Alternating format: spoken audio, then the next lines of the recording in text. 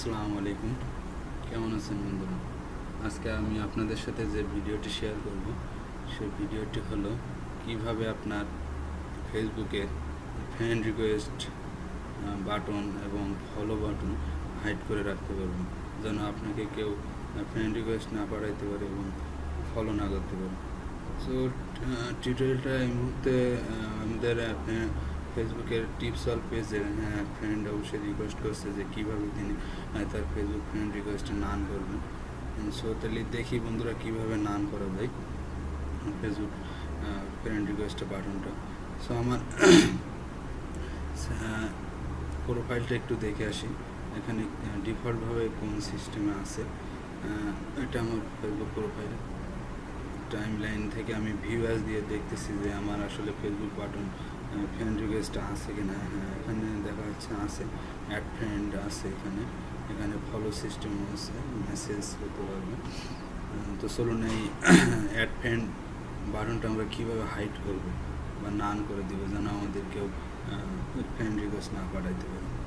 চলুন ফার্স্টে আমরা সেটিংয়ে যাব।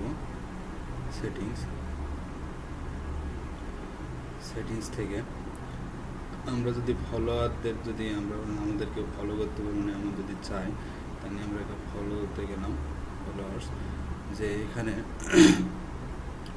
ডিফল্ট এভরিবডি আছে এবং ফ্রেন্ড আছে।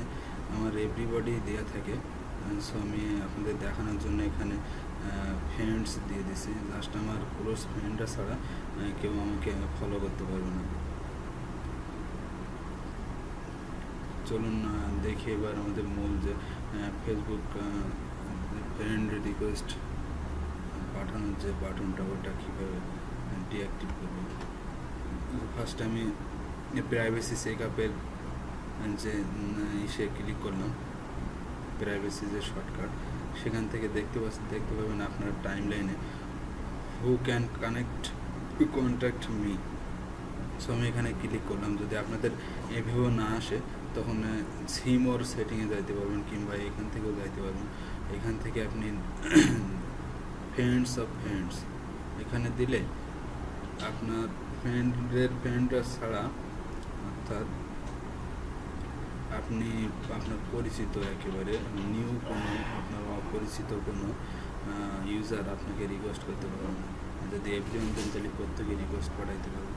তো আমি ফ্রেন্ডস অফ ফ্রেন্ড দিয়ে দিচ্ছি, এখান থেকেও করতে পারবেন, অথবা সিম ওর সেটিংসে যে এখানে দেখেন হু ক্যান কন্ট্যাক্ট মি, এখান থেকে করতে পারবেন।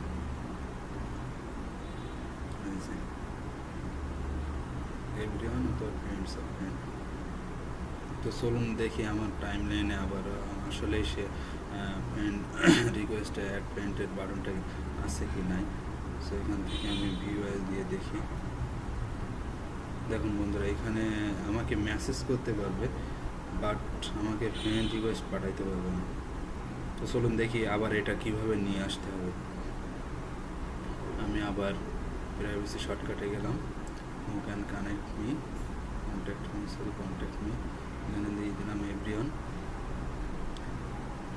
ওকে, এবার আমি আবার আমার ফলোয়ার্সদের বলবো, ফলোয়ার্সটা অ্যাক্টিভ করতে হবে। এখানে আবার পুনরায় যখন ফলোয়ার্স অ্যাক্টিভ করবেন তখন আপনার এখানে জাস্ট ক্লিক করলে হবে ভিউ এর পাবলিক টাইম লাইন।